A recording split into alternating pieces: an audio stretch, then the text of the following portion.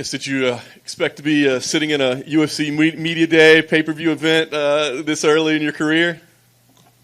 I mean, eventually I expected to be here, so it's better that I'm this early than later. Can you compare 3 years ago? I mean, I know you had kind of an extensive amateur career as well, but can you think back 3 years ago, debuting in Missouri, regional scene? Did you think like, yeah, pay-per-view's probably coming up to me pretty soon, big numbered event? When whoever does this sport, I mean, I feel like this is always the end goal, to be at this point in your career. So yeah, I've always envisioned it. When being here, being in the environment, it feels like it always was supposed to feel. Like, hey, this is where we wanted to be, and this is where we are now. Very nice. You debut obviously against a veteran brawler, well-respected vet. Now you're in against the new kid with all the hype and all that. So I'm curious, like, how do you look at that? Do you look at it as like, well, cool, they must think something about me if they're matching me up like this, or do you like, man, can I get maybe a little ease me in a little gentler in here? I don't think I showed like what I wanted to show in my debut, obviously, because of short notice. But yeah, I feel like they, must have some kind of respect. You know what I mean? He got a knockout in his first fight, and they want to, make sure that he's the real deal. So they put him up against the biggest test of his career so far, and so we're going to find out. What do you think about it? I mean, he's certainly not short on confidence. We've seen that. I mean, do you feel like he is the real deal, and this is a tough test for you, or do you feel like he's been getting a little ahead of himself? What's your evaluation? I feel like just because of how the fight went of his first one, yeah, maybe a little bit ahead of yourself. You get touched up that many times. You come out just barely with a knockout of 4 seconds left.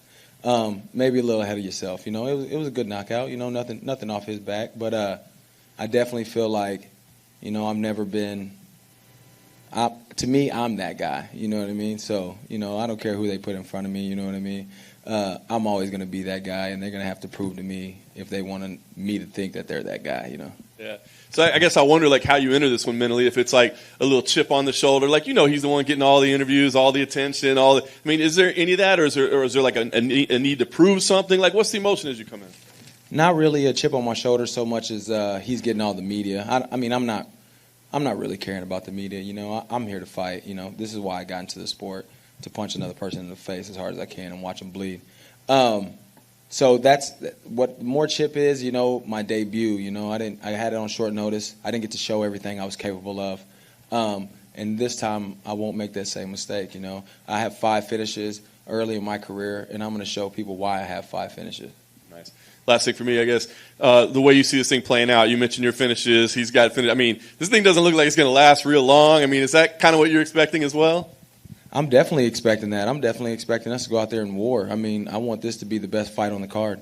So I want us to both stand in there, trade with each other, cut each other open. Let's make this thing as gruesome as we can get it. You know what I mean? Give the fans something that they love to see and they'll be talking about for years. Darian over here. We just saw Brian Barberina have an absolute classic with Matt Brown. It's an incredible fight. And I know when you fought Brian, it was on short notice and you feel like you didn't give everything you had. But do you feel after Brian's fight with Matt and getting that win that it helps your fight age even better? Because people forget it was a very competitive fight. Yeah, I feel that way. And also, he's fought, Leon Edwards took him to a decision. He's fought Kobe Covington, took him to a decision.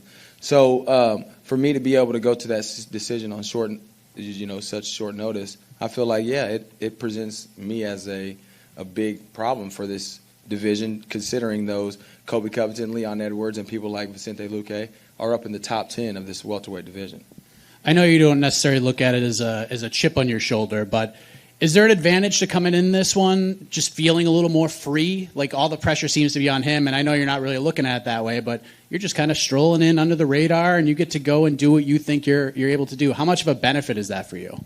Yeah, I feel like it's a major benefit. I don't have to, I guess, kind of, my schedule's not kind of as set up as it is. People, want them to be on camera. Hey, following them around.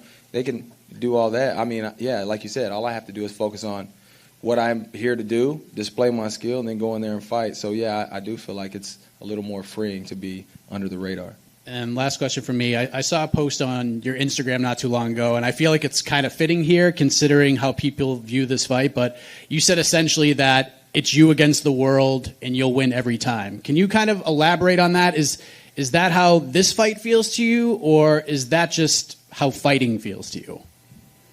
Probably fighting in general. But, yeah, I mean, I guess it works for this basis considering, there's a lot of odds on him. He's the favorite. And there's a lot of people who, just see me as, the 5-1 guy who, lost his first debut. But, yeah, like I said, it's me against the world every time. And I'm going to show people that, I can do anything, with God on my side.